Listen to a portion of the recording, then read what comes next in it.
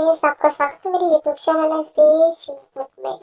तो आज मैं आपको अपनी पहली लव स्टोरी ट्रू लव का पार्ट 2 बताऊंगी। चलिए स्टोरी स्टार्ट करते हैं। चीकी बहुत ज्यादा गुस्से में होता है और वो तुरंत ही जिमी को देखता है और गुस्से में पूछता है, तुम न्यू हो ना?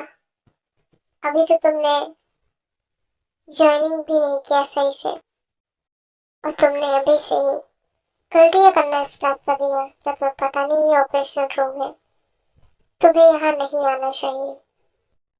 जिमिन, जो कि बहुत ज्यादा ही अब डर रहा था, वो चीकी से कहता है कि डॉक्टर, मैं यहाँ पे अभी चीकी को सच बता दूंगा यहाँ से, और दोबारा अपनी शक्ल जो ऑपरेशन रूम में मत दिखाना, वरना इस हॉस्पिटल से निकाल दूंगा और तुम्हारे सारे लाइसेंस भी कैंसिल कर दूंगा।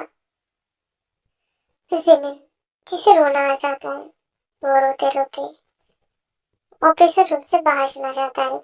सारे डॉक्टर जो कि अब और ज्यादा डर गए थे। तभी हम देखते हैं कि जो पेशेंट होता है उसकी हालत और गंभीर होने लगती है।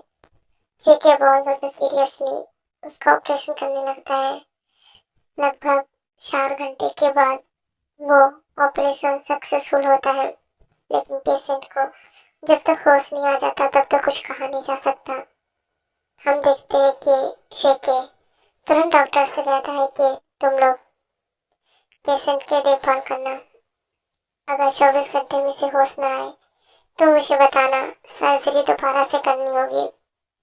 अब सभी जो कि डर गए थे, किसी ने भी अब तक खाना नहीं खाया होता है, लेकिन जेके जो कि उन्हें टाइम ही नहीं दे रहा था। अब इसी तरीके से टाइम बीतने लगता है और सबको भूख लग रही थी। जेके जो कि खुद को फ्रेश करके पेशेंट के पास आ चुका था, तो सबको खाना खाने के लिए भेज देता है। सभी जो कि अब खाना खाने लगते हैं, जल्दी जल्दी खा रहे थे क्योंकि उन्हें जेके का डर था। अगर जेके ने उन्हें बुला लिया तो उन्हें जाना होगा और उनका पेट भी नहीं भर पाएगा, इसीलिए सब जल्दी जल्दी खाना खा रहे थे। अब सब खाना खा चुके थे। जिमिन, जिसने अभी तक कुछ नहीं खाया होता है, और वो बहुत ज्यादा ही अब डर रहा था।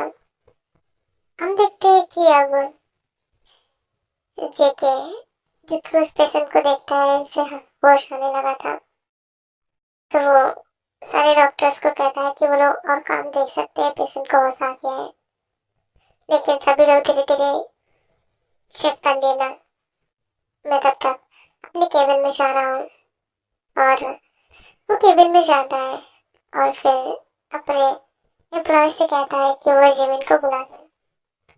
मतलब उसको नाम तो पता नहीं होता है, तो वो डायरेक्ट ऐसे कहता है कि जो ऑपरेशन रूम में गलती से लड़का आ गया था उसे बुला लाओ, क्योंकि जेके को रियलाइज होता है उसने बहुत ज्यादा डांट दिया था, जबकि उसे पता है कि जब कोई पहली बार ऑपरेशन वगैरह देखता है तो उसकी हालत ऐसी ही होती है, वो बेहोश न हो, ऐसा हो ही नहीं सकता है। जिमिन केबिन में जाता है, बहुत ज्यादा डरा होता है।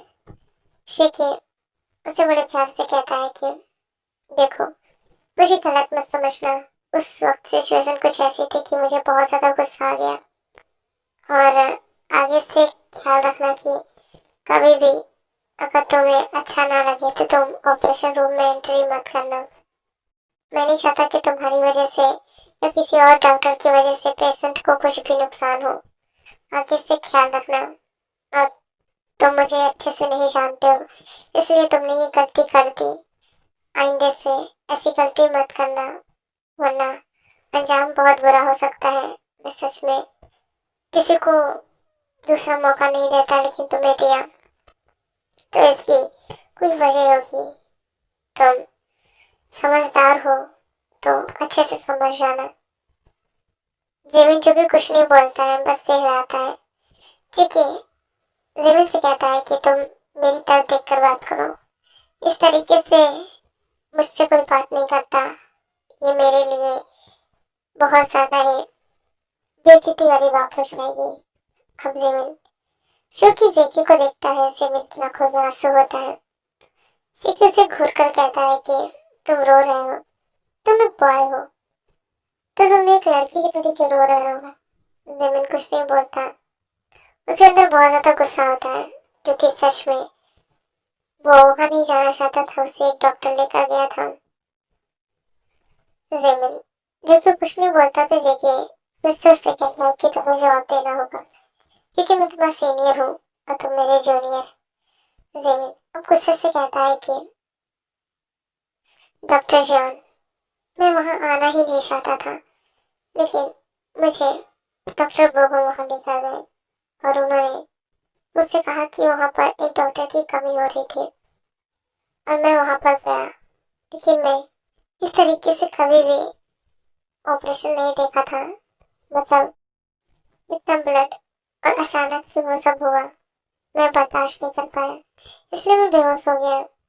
और आपने मुझे इतना डांट दिया, गलती मेरी नहीं, मैं सिर्फ पेशेंट को चेक करने जा रहा था, वो भी अदर रूम में, लेकिन मुझे डॉक्टर बोगम ने बुलाया। शेखी को गुस्सा आ जाता है क्योंकि डॉक्टर बोगम शोकी डॉक्टर बोगम शोकी ने थोड़ा सा जेके को नापसंद होता है क्योंकि वो अक्सर जेके के काम में टांग अड़ाता है। हाँ, वो भी बहुत ही अच्छा न्यूरो सर्जन है, इसलिए उसे ऐसा लगता है कि जेके उससे अच्छा नहीं हो सकता, इसलिए उन दोनों में कंपटीशन चलता रहता है।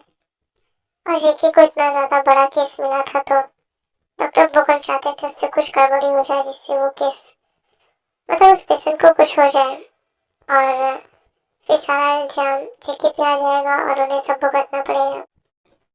जिमिन ये सब बातों से अनजान होता है, उसे कुछ नहीं पता होता है, लेकिन जेके अच्छे से समझ रहा था, इसलिए वो सिमिन को भेज देता है और कहता है कि वो ज्यादा इन सब चीजों के बारे में ना सोचे, वो अपनी स्टडी के बारे में सोचे और अपने ट्रेनिंग के बारे में, क्योंकि उसे न्यूरोलॉजिस्ट बनना होता है तो उसे ऑपरेशन वगैरह से कोई भी मतलब कि दिक्कत नहीं होती है, नहीं उसके काम में ऑपरेशन वगैरह है, तो इसलिए उसे कोई दिक्कत लेने वाली बात नहीं है और उसे जिसने भी भेजा है वो उसे सबक सिखाएगा, ऐसा जीके ने सोचा था। वो कम जेके के केबिन में खड़ा होता है और जेके उसे घूर रहा होता है और कहता है, तुम्हारी हिम्मत आजकल बोगम बहुत ज्यादा बढ़ गई है, शायद तुम भूल चुके हो कि मैं डॉक्टर जॉन जंगकुक हूँ और उससे पहले मैं बहुत ही ज्यादा खूंखार बिजनेसमैन हूँ। मैं डॉक्टर सिर्फ अपने मॉम डैड और अपने इस हॉस्पिटल के लिए बना हूँ, बाकी तुम जानते हो कि मैं एक बिजनेसमैन हूँ और मेरा काम थोड़ा टेढ़ा है, मुझे लोगों को मारने में बिल्कुल भी समय नहीं लगेगा, इसलिए मुझसे दूर रहो, वरना तुम अपनी जान से जाओगे और बहुत जल्द तुम इस सब के लिए रिग्रेट करने वाले हो, क्योंकि जिस इंसान को तुमने चुना है वो कोई साधारण इंसान नहीं है। बोगम कहता है कि मुझे पता है कि ये तुम्हारा सीक्रेट लवर है जिसके पीछे तुमने बहुत ज्यादा ही टाइम वेस्ट किया है। तुम्हें जब पता चला कि वो डॉक्टर बनना चाहता है, जिस फील्ड में बनना चाहता है, तुमने उसी फील्ड को चुना और तुम उसके सर्जन बन गए।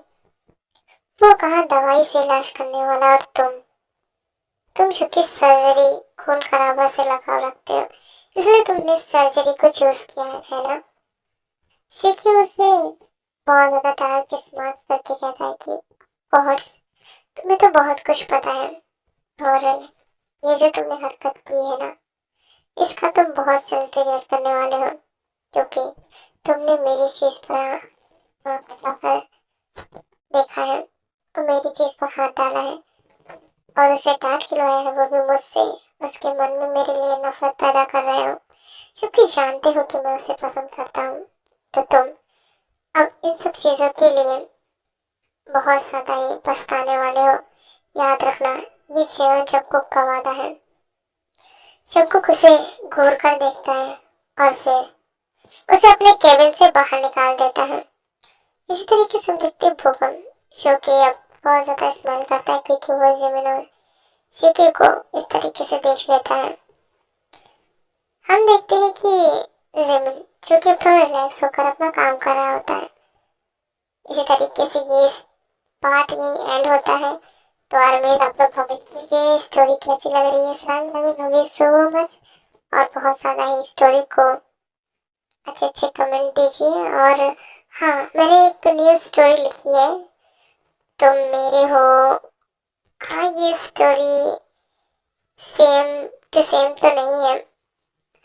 ये स्टोरी मैंने 2 प्लेटफॉर्म पे लिखी है और वो भी अलग अलग अंदाज में। एक प्रतिलिपि ऐप पे लिखी है और एक पॉकेट नॉवल एफएम पे है। आप लोग उसे सुनिए और बताइए स्टोरी कैसी है, कमेंट कीजिए। और हमारी जो प्यारी सी जिनको लव स्टोरी है, मैंने उसका नाम चेंज करके फोर्स लव कर दिया है।